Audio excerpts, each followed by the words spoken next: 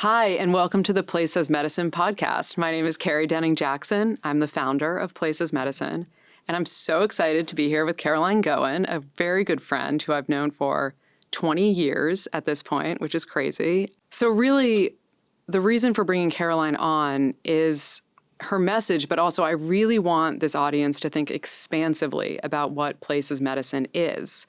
The world influences us in such an important way. And yes, we have a roster of people lined up who focus on passive house and air quality and water quality and lighting, and an amazing doctor who I'll talk about in a little bit who focuses on trees and cardiovascular health.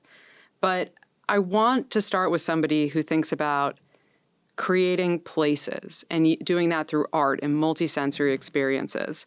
And I think it's best to tell it in the story of why I even called Caroline for this.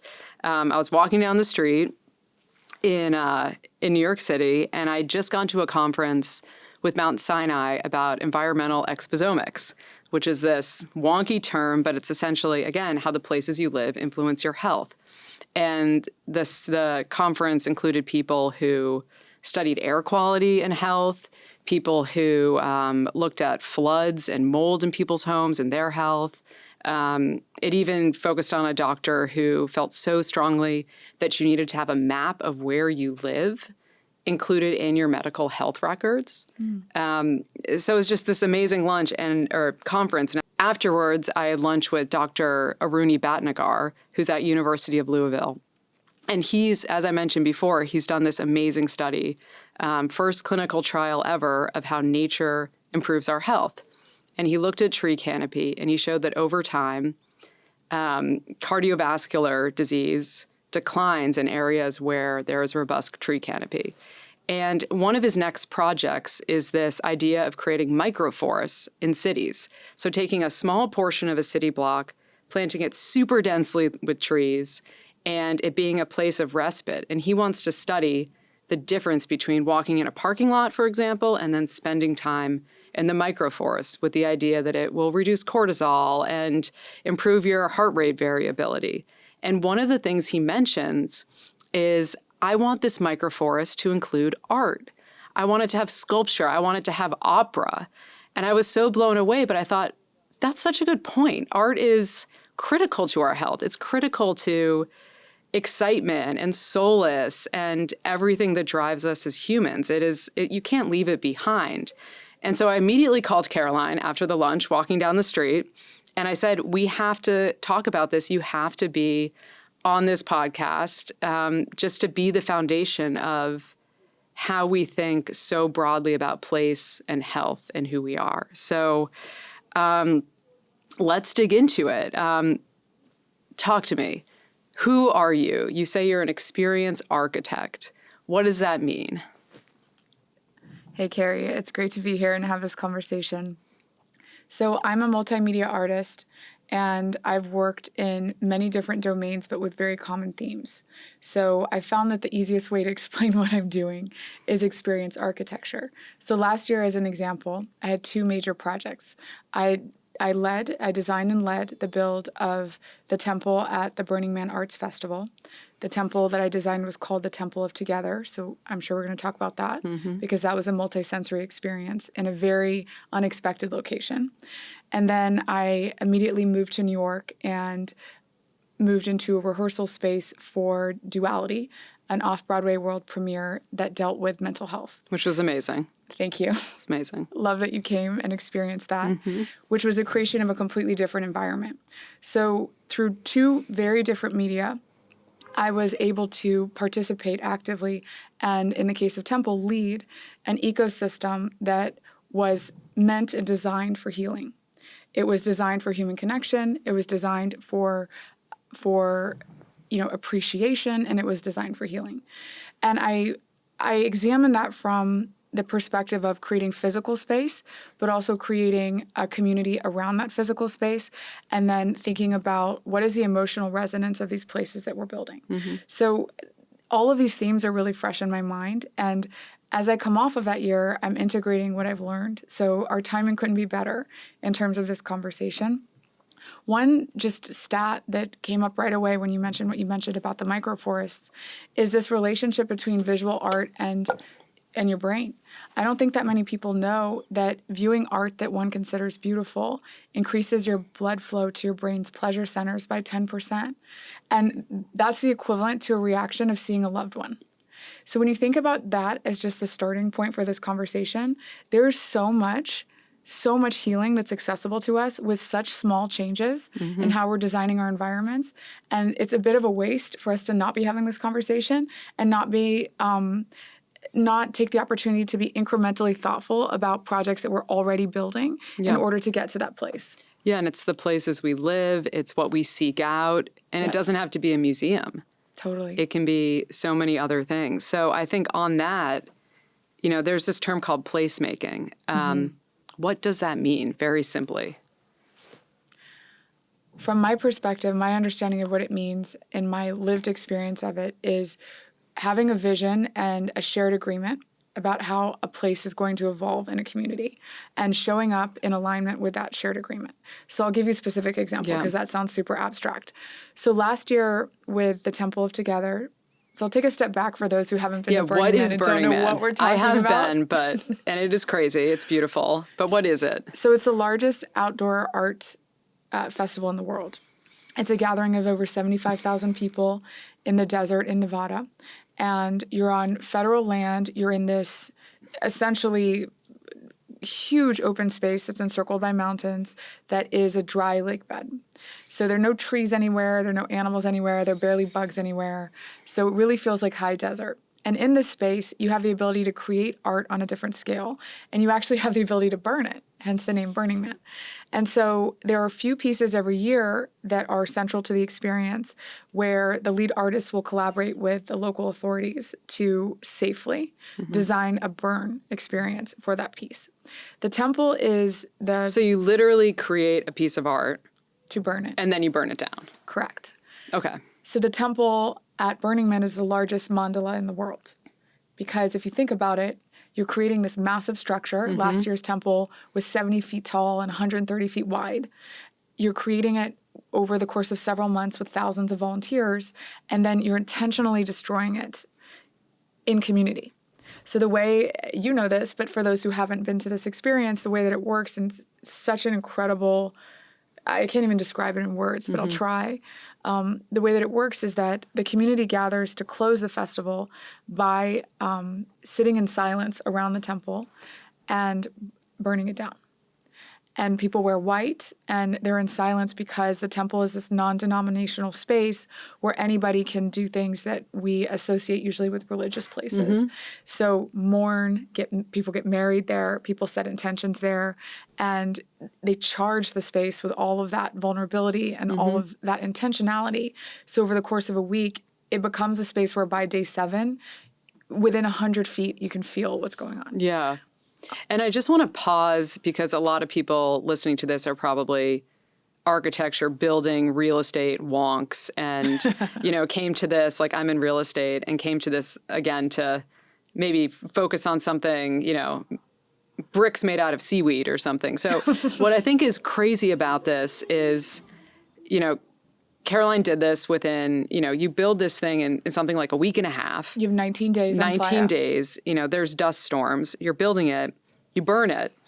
But then the other mind-blowing thing that any architect listening to this would whoa, is it has to be as much as possible organic because every single thing that starts on the playa has to be removed from it. So every single screw and washer and bolt that you're using, after this thing burns down, people literally have to go in and pick it up. So there's the weather constraint, the time constraint, the mental constraint that this thing's getting burned, and then also this, how can you push as much organic material as possible? So I don't know if you want to talk about that. Sure. It really gives you an awareness for our footprint because one of the core principles of Burning Man is leave no trace. And the way that cascades to the temple, which is the, large central installation that gets burned last, is that you're designing it to leave no trace. So that means that you've got to be really cognizant of the materials you're putting into it, AKA no paint, because you don't want people standing around inhaling burning paint. Yes. So it's got to be completely constructed out of wood. You've got to minimize anything, minimize the use of LVLs that have laminates and other things that you wouldn't want to burn. For the audience, what is an LVL? So it's basically a type of beam that we would use that would offer more structural support, but that also is designed with flame retardants. Yeah. So when it's used in construction, the purpose is clear. It's to keep a building standing for as long as possible. But in our case, we actually want that building on the ground within 20 minutes. So we've got to balance structural engineering considerations with the leave no trace consideration. So what we did is we built the temple. So all of the non-structural lumber was built out of wood that we milled locally. And it was wood that had been the trees had already been cut down for fire prevention in California or as the result of storms that we had in the Bay Area. So we took that, we milled it locally, and everything that was non-structural, the entire facade, was hand woven out of these slats. But the structural wood, we needed to use fresh lumber because for safety reasons, we needed to know that our structural calcs were going to, pencil out properly and that those 75,000 people in the structure were safe. Yes. Safety comes first. So for that, we had to think about things like, okay, well, we don't want to use plastics. We don't want to use paint. All this has to burn.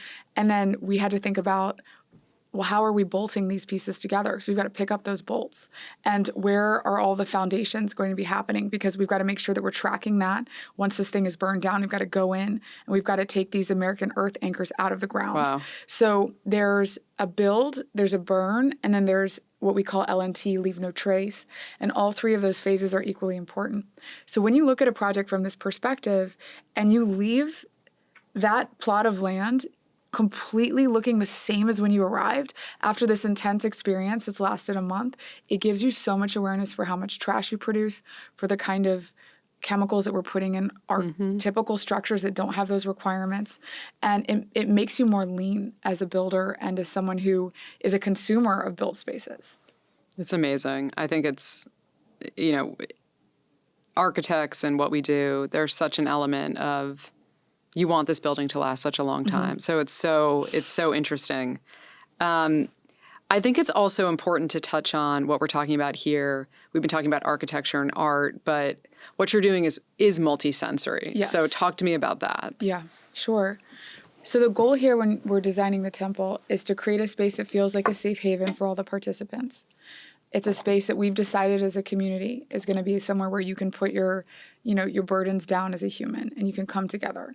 So there are all these shared agreements around how the temple is treated. And anyone who's been on Playa knows that. People are really respectful of it. There's even a group of volunteers called Temple Guardians who maintain that ethos in the space. So, for example, we can't have amplified sound inside of the central temple space because if someone's going there to mourn, we don't want to be interrupting their experience. They may be in a very vulnerable space, and we want to be giving them the silence and the spaciousness that they deserve. But we also want to be giving people sensory support. So our compromise to do that and try to accomplish that was the temple itself was a structure that was in the middle of a big courtyard. So when you entered the courtyard through either of the four gates, there was basically a sound wash. So there was this beautiful soundtrack that was 14 hours long that was designed and composed by over 100 different people around the world. Okay, we'll have to put a link into that if you have absolutely. one. Okay. In a free act of love, because the temple is entirely a community-funded volunteer project, which is a whole other aspect of decommodification that we could get into. Yeah. But what happened was we wanted multi-sensory design. So we wanted you to walk into the space in the courtyard and know on a nervous system level that you were in a different place and it was okay to start to come undone. Put your guard down and just relax and move into parasympathetic. So each archway, each gate entrance had essentially a speaker that was playing this soundtrack. And the soundtrack was completely instrumental. And we used a lot of binaural beats. Yes, I want to talk about that too. Absolutely, which have been proven to be healing on so many levels, which is fascinating in and of itself. And you could hear all the music in the courtyard, but the second you stepped in the central structure, you no longer could. So that was important to us. It was a palate cleanser, but not a disruptor of the central experience. The other thing we had is we had smell. So you can't have anything flammable inside of the temple, No. of course. But there were people who brought Palo Santo and other fragrant herbs and woods that they could burn at the perimeter of the temple to keep that sensory experience alive as well. And for many people, some of these smells are associated with sacred places that they may have experienced or religious places they may have experienced in their youth. So we felt like that was a good nervous system support as well. And sound, just for the audience, it's a sense that evokes, it is such a strong sense, it evokes kind of the most primal part of your brain. And so there are certain smells that will bring you back to childhood. Yeah. And it's such a different trigger than a lot of the other senses we have. I have two phenomenal statistics on Yes. sound that I've just got to bring up because we're talking about sound. So, I mean, the first one is just wild in the context of hospitals and other healing structures, but also for a place like the temple that's about community mourning, super relevant. So, an analysis of all of these music studies showed that music therapy reduced pain intensity by 0.54 standard deviations. So, that meant that it reduced opioid requirements in healing spaces by 24% in post-surgical cases. And why don't we do that? So why don't we Like, always have play music. supportive, Yeah. nervous system supportive Yeah. music that's playing in these environments? I don't know. I think the other one is that, a 40 hertz sound stimulation, which is a specific frequency, for about an hour a day for 7 days, increased functional connectivity in the brain by 20%, 20. And then it reduced amyloid plaques, which are associated with Alzheimer's, by up to 40 to 50% in animal models.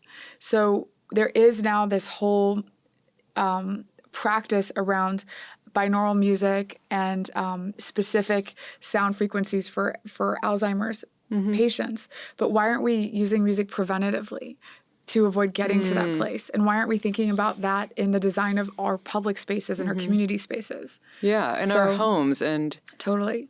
again, talking about places medicine, yes, we need to focus on getting mold out of our air conditioning system. Absolutely, we do. But playing music is such or lighting, putting essential oils out, because we don't necessarily want to do incense because of the air quality issues, but having scent in your world, just on scent briefly, because I think it's fascinating. But someone else at University of Louisville, Dr. Rachel Keith, is doing a lot of studies with the volatile organic compounds that come from trees, so not paint, trees. And she is coming up with they're trying to figure out the right concentration and percentages of different oils from pine and other types of trees that can help people with sleep. Because what an amazing thing if we can just smell something instead of taking Ambien. So they're doing smell studies and Absolutely. sleep studies, and I'm dying to see the results of this. That's incredible. Yeah. So I'd love to know, we're talking about place. What was, maybe the most healing or most powerful thing you witnessed in the temple? For me, it's so hard to pinpoint one because there are so many layers that are happening and they're being activated at the same time. There's the intrapersonal layer, but then there's the interpersonal layer with the community who's there. So I'll start with the intrapersonal layer. I think for me, on a sensory level, it was such a satisfying experience to walk into this space that we had visualized for so long and experience it at a nervous system level myself, to be sitting in the courtyard at night, to hear the sound of the wind moving through the lattice, which was another thing we actually hadn't even planned for. We built this cross-woven lattice over the entirety of the temple. It was essentially a skin, and the wind would move through it, and it would make this really soft sound that was extremely soothing. It was like this really gentle whisper. And that was completely unplanned, and this is the beauty of some of these things as well. But to hear that, and then to hear that play with all of the compositions of so many friends who had worked so hard and with so much purity to create this sensory experience, to just be sitting there anonymously, which is incredible. After a year of working on this, nobody knows who you are when you walk in there. It's dusty, you're covered up, so you get to be a participant, which is nobody really knows incredible. you created. You ran a project with 1,000 people. It's beautiful, though. Yeah. So to sit there and to experience the beauty and to feel joy in my own body and to feel that love reaction that we were talking about on a physiological level, and to listen to myself yawn, right? Just right away, just go right into parasympathetic. I love want that. to lie down Yeah. and want to lie there for a while. It was just this feeling of deep satisfaction and also this feeling of possibility. Yeah. So I came home from Burning Man. I purchased a new home, redesigned it with a lot of the principles that I had learned from my experience there, even though my home is in the middle of Manhattan, right? And is a very far cry from being in Nevada in the desert in an open field. There were so many principles that I applied to that built environment that make me feel so much more connected and relaxed when I'm at home, and created that sense of sanctuary. So that's the intrapersonal. The interpersonal for me was about the ability to feel at peace with and observe so many people going through their own process and feel a sense of love and pride to be able to have a space like that where we as humans have chosen that it's okay to be like that. Yeah. So it's okay to cry. There's no shame in it. It's okay to set intentions. It's okay to write something vulnerable. It's okay to just sleep there. People slept there. They brought their sleeping bags and they slept in the temple for several nights. And I thought that was such a testament to what we had envisioned when we designed it, that people would say things like, this feels like home. I can't explain why. Another element energetically that we brought in that may or may not relate to placemaking as we're discussing it in this podcast is we actually had someone who's a crystal grid expert come in and build a crystal grid. So energetically, there was a whole other layer that was there to support the nervous system. And whether you believe in that or not, the fact of the matter is so many people came up to us and they just kept saying, there's this feeling, I can't put my finger on it. I can't explain what it is. I feel like I'm home. Some people said for the first time. Oh my gosh. And they just stayed there. Yeah. And I'm getting goosebumps thinking about it, but it was so rewarding to be able to gift that kind of experience. We're in such a troubling time in our history as humans, like just to go meta for a second. I think for me, I felt really proud to be able to contribute to creating a place where people felt safe and at home and like they could reconnect with themselves. And the principles are so clear around how we can do that. We can do that in any space. So first of all, like, could you do anything better than life than create spaces for people to feel calm and at home? Like, it's gorgeous. That's such an accomplishment. Like, congratulations. Thank you. And likewise. And there's many ways to do that. Yeah. So talk to me about the home and Sure. what can I do when we go home, or what can someone listening do when they go home? Yeah, absolutely. Well, I can talk about some of the principles I immediately applied to moving from the desert in Nevada, where I was living in a trailer for 5 weeks, right, to then dropping back into the Lower East East Village Side. in Manhattan. Yeah. Absolute chaos. So there were a few things that I took into that experience for myself to maintain that sense of calm and that sense of place. So one was in the space itself, decluttering. We all know that one. Just not having any visual distractions in the space. I actually started to study chromotherapy, so study the effect of different colors on the brain. So it's really intentional about the color story in my space. So as you know, because you've been in my home, the home goes from soft pinks to soft greens. I try to bring as much life as possible indoors. So there are always plants and flowering branches and whatever I can bring inside that's creating that connection to my outdoor environment. So that's just one element of it. That's a visual element. Lighting is really important. So thinking about like the color temperature of your lighting, really, if possible, trying to have dimmable lighting so that as you move into the evening. I'm glad you said that. Yeah. It's very important. You're able to start to regulate your melatonin production. You don't want to be having these like really bright white lights that are just keeping you awake. We were talking right before this and you saw my phone screen and I turn off the blue light on my phone. So it's hot pink. My phone's hot pink. It's fine. Maybe not hot pink, but it's pink. Definitely a warm pink. Yes. So I try to reduce blue light as much as possible. So my phone has blue light turned down as much as possible with my color filters. I have my computer on a system and any screen in my home on a system where it's automatically turning off the blue light after 6 p.m. Do you use Flux? I use Flux, yes. Yes. Flux is a really great Flux. You can download it. It goes onto your computer. It will, match where you are, time zone, latitude, longitude, and it modulates your screen accordingly. I've been using it It's for great. years. And I always make a point of right around sunset as much as possible. So usually when I get home, when I'm making dinner, when I'm starting my wind down process, the lights get dimmed. I try to, in my case, light some candles. That's not always possible in different people's spaces. I try to get some airflow. So I'll talk about that as well. I invested in an air purifier and an air filter that was very unnecessary for the size of space that I have. It makes me feel happy. So just thinking about indoor air quality, at having an air quality monitor in your house, they're really inexpensive. You can get one for $15. What do you use? I don't even have a specific brand I use. I have like 5 different ones that I've purchased. I have one called Air Things that I Okay, really great. like. You've got a favorite one. But that's helpful as well. So thinking about my environment on such a fundamental level. What is the light? Can I dim it? Can I start to try to sync, even though I'm indoors, sync myself with what's going on outside with the light? Can I clean the air in my home?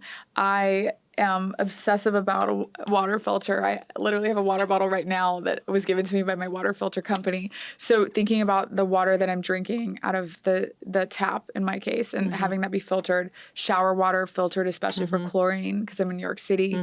So doing things like that can just try to give my environment as much cleanliness as possible, and then using cleaning products in the house that are all natural, that don't have a ton of chemicals in them, that aren't leaving this chemical residue. I also have a dog, and it's for those of us who have pets, there's so many things you pay attention to when you have a child in the house or a dog in the house, and then you wonder, why am I not paying attention to these things all the time? Yeah. Right? If these products should not be around pregnant women or children or pets, you probably shouldn't have them in your house. Yeah. And so just being really mindful of that, like replacing all the cleaning products. I switched to, Molly's suds to wash my clothes. So I don't use these like highly chemical products for all of my surfaces and fabrics.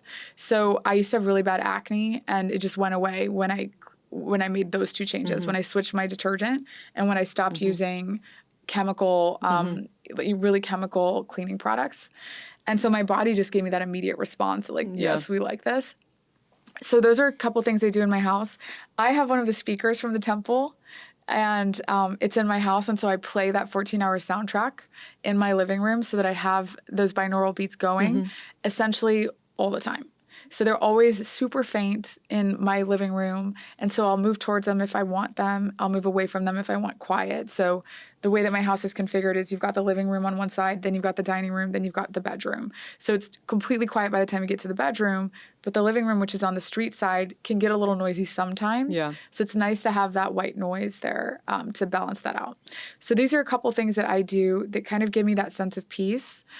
And another small one that I find to be really healing is consecration. So this might sound very fanciful, but let me give you just like a 2-second on that one. One of the reasons that for me the temple was so special is because a community had come together and decided we're going to make this place feel sacred by having these rules of engagement. We're going to allow people to memorialize their loved ones here. We're going to allow people to get married here. We're going to be quiet when we're in this space, right? We're going to create sanctity. And there's a sensory experience. I would love to find data on this with sacred spaces for a future conversation, but there's a sensory experience of being able to calm down as soon as you're in that type of vicinity. So how can you bring that into your home? So for me, it's as simple as I sometimes write an intention on a piece of paper, and I'll just like pick a wildflower from anywhere and just put it on the piece of paper, and it's the first thing I see when I come in the house. That's amazing. So it's so small, such a tiny thing, but it's just a reminder of, hey, I'm lucky to be alive today. This space, I'm so lucky to have a roof over my head, to be in a place where I feel physically safe, to have an education, right? I'm the first woman in my family to go to college. Like, these are things I don't take for granted. So how can I give myself visual and sensory reminders of that so that I'm living as much as possible in that moment of wonder and just moving out of I think the thing that I'm trying to move out of as much as possible is a sense of either entitlement or taking something for granted that's so beautiful. Yeah. And I find that the more I can move into presence and wonder, then the happier I am and the healthier I am. Yeah, I love that. And I think it's so important for people to think about that when they're thinking about the places they live and making them healthy. I I want to talk about two different things. Yeah. One about, related to what you just said, but one of the things we discussed as we were thinking about doing this was creativity and the notion that anyone can be an artist. Yes. And I really like that. And so I kind of want you to touch on how you make art. What does that mean from a physical space standpoint? Like you talked about some stuff already, but Yeah. what do you need to make art? What did you realize you don't need? Totally. And again, for someone listening, I hope it's a way to influence others to set up their spaces such that they can be creative and realize, what they want to be. I am so happy we're having this conversation because I think one of the most dangerous myths that we perpetuate as a culture is this idea that there are creative geniuses and that there are a few among us who are chosen and who are incredible, and then everybody else is not an artist. So I don't believe that at all. We just had an incredible discussion at the first Odyssey conference this weekend about this. And I led a session, and it was focused on a discussion around designing the environments for breakthrough creativity. And one of the first questions was, is art environmental, right? Is it the result of an environment that's fostering creativity, or is it the result of, individual genius? And I very much believe everyone's an artist. I believe that art comes from these environments that create the space and permission for experimentation and for play, and that what we perceive as people who are geniuses or people who are quote unquote successful, and I'm saying all this in air quotes because it's all relative and changes all the time, is these are just people who've accumulated more time in those spaces, and they've gotten closer to their 10,000 hours or however you want to think of that tipping point, right? And so there is no barrier to getting there except the perfectionism that we might feel about something looking a certain way the first time. Like, you have to be willing. For those who are listening, if you haven't read Julia Cameron's An Artist's Way, it changed my life. But one of the things that she talks about there is that you're not responsible for quality, you're responsible for quantity.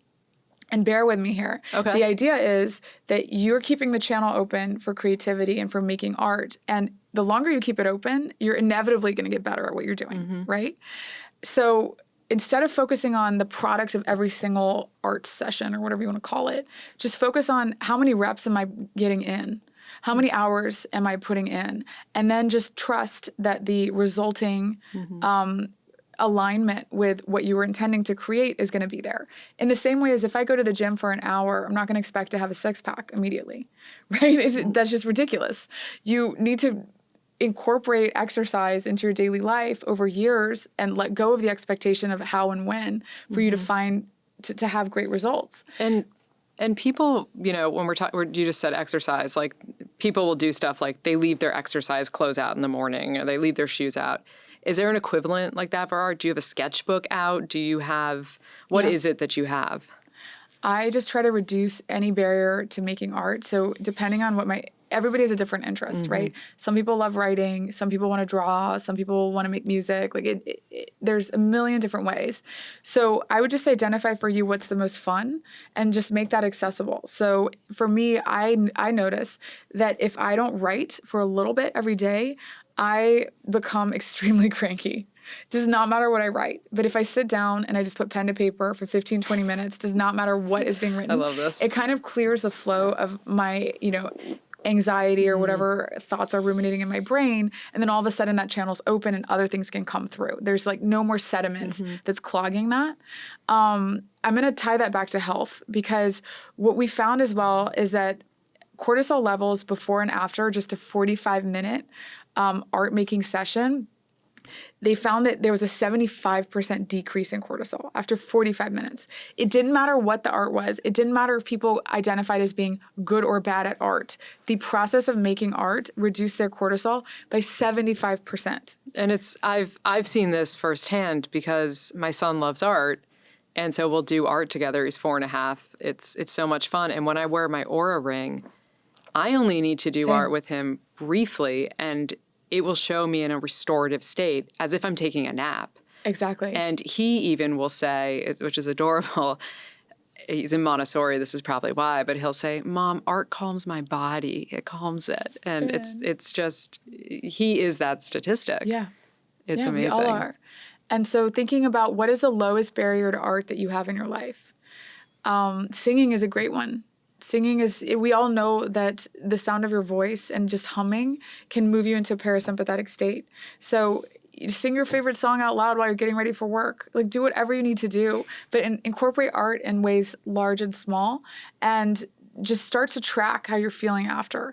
For those of us who wear like biometric devices, it's really easy to see that. For folks who don't, just try to check in with yourself and ask yourself, hey, if I rated my mood on a scale of 1 to 10 before this, and I'm rating it now, do I see a shift? Yeah. And I think kids are really good with that too. Like, you could see with your kid after doing art how the calmness. And for us, we moved his little desk into our living room so he can just draw there and be part of the family. And I read somewhere, again, in preparation of this talk, that for children, if you hang their art around your home, it builds their confidence, their sense of pride. It makes them want to do more art. So if you're thinking, again, as Place is Medicine, what a wonderful thing to do, to hang up your kids' art to build who they are. Absolutely. What was your favorite? What was your favorite place as a child, or maybe later on? Or maybe what wasn't your favorite place and made you realize the importance of, a park or something inside of a church? Like, talk to me about what got you to where you are. Yeah, that's a great question. I love that one. So for me, I'll say that the focus on placemaking was the emergent of finding a feeling that I really loved and I wanted to find again. So it wasn't about a visual experience or sensory experience per se. Like, that came out of trying to figure out how to replicate this feeling that I had. And the feeling that I had was a sense of intense presence and connection to myself and wonder. So there's this story, I don't even recall this, but there's a story that my aunt told me about how when I was 3 or 4 years old, they took me into in this case, a church, and there was someone playing the organ. And I walked into the church and I just started sobbing. And they thought that something was wrong, right? This little child is sobbing out of nowhere. But they realized actually that what was happening was I found it so beautiful that I was really moved by the sound. And to this day, I'm a singer, I'm a composer, I love music. Music is one of my just immediate accesses to parasympathetic. It's sound for me is like that primary way that I do it. And it was evident in my experience as a child. So I just thought that was such a sweet example of that. But when I was growing up, I had all of these examples of feeling really calm and feeling really connected to nature and doing things like writing or drawing or singing to myself, which I did a lot of. And then as I moved into my teens and into my early 20s, I started to feel really anxious. I was in these urban environments, and I had thyroid disease and all these, stress-related diseases. And it caused me to turn inward and start asking the question of, like, how am I living my life? Why am I so anxious? Why is my cortisol so high when I'm so young?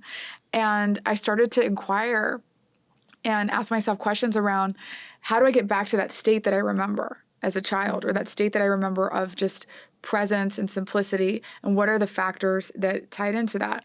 For me, because I'm, sound is so important, quiet and the mix of just quiet to calm down plus some stimulation and soothing from specific sounds is really important, and something I've taken into all of my work. And then the second piece is connection to nature. So being able to, even if I'm inside of an apartment, have a tree there, have flowers there, something that makes me feel connected to outside. If I can get to a park, get to a park. I can't wait for these microforests. I know, me too. I can't wait to support the proliferation of them in New York City, for example. Getting out of a city for those of us who have that ability, and just getting sun. Getting sun on my skin when I wake up in the morning. Like, just taking very, very simple things that we've forgotten as we've moved into this super industrialized, super tech forward era. I notice with my friends, especially those who have desk jobs or at a computer all the time, they're completely unsynced with light. They're not not getting enough sunlight, not getting outside, not getting fresh air, not connected with nature. And it's no wonder that the incidence of thyroid disease is like 3x what it was in the previous generation.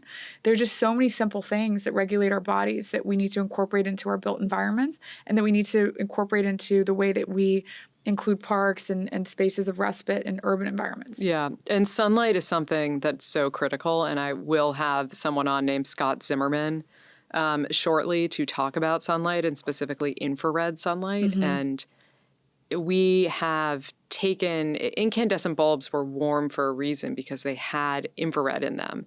Infrared's part of the sunlight spectrum, and it's critical for our health. And we've taken it out. We've also put e-glass on our windows to make things energy efficient. And I lead sustainability at a real estate firm. I firmly believe in doing everything we can to keep the planet functioning, but we've removed infrared so much that it is making us sick. And getting outside is so critical. You have to get outside for a long time, especially people of color have to be outside for even longer to get the benefits of sun. So I completely agree with you. So I want to wrap up a little bit. But before, one of the things I really wanted to ask you was about purpose.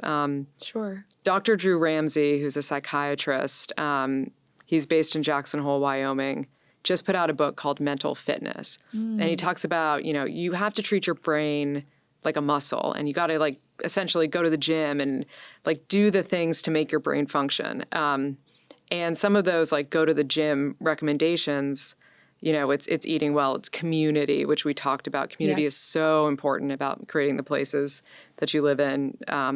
You have to make your home a place of community to the extent that helps you. But he talks about purpose, and purpose being the capstone of your mental health. And so you've taken a lot of twists and turns in your career. At one point, you were a McKinsey consultant, which feels like a far thing from creating the Burning Man temple. How has, finding your purpose helped your health? For me, it's been paramount, because I think that I, in my early 20s, got sick and kind of burned out for a number of reasons, one of which was that I wasn't really aligned with what I needed to be doing in this life. And it made me feel really unwell.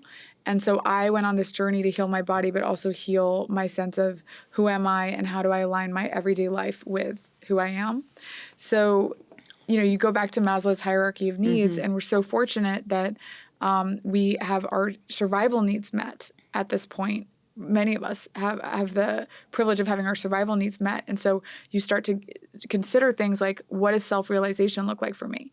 What am I here to do? What can I uniquely bring? What are my gifts? What am I responsible for bringing with the talents that I have? And what gives me joy? So I spent the last 7 years, in inquiry, trying out different things in my career, finding my joy, working with incredible teachers and coaches to support that feedback loop of, okay, I've done this project. Here's how I feel. Here's how I was able to contribute.